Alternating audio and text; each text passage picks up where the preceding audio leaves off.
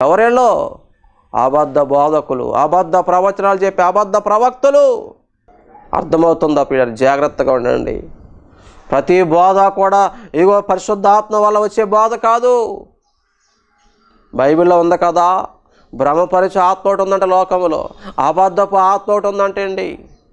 దెయ్యాల ఆత్మ ఉంది, దెయ్యాల బోధ ఉంది, నిజమైన బోధ ఉంది.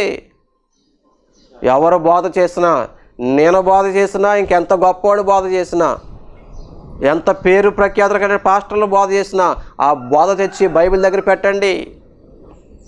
ఆ వాక్యం తెచ్చి బైబిల్ దగ్గర పెట్టండి. ఆ వాక్యము ఈ బైబిల్ వాక్యాడికితో మ్యాచ్ అవ్వకపోతే వాడు ఎంతో పేరున్నాడు, సరే అబద్ధమే అది. అబద్ధ బోధల విషయంలో జాగ్రత్తగా ఉండండి. మోసపోకండి. ఈ ప్రపంచంలో అందరూ మోసం చేసేవాళ్ళు ఎక్కువైపోయారు. అబద్ధ బోధలు, అబద్ధ ప్రవచనాలు, అబద్ధ క్రీస్తులు, మనుషుల ప్రేమలు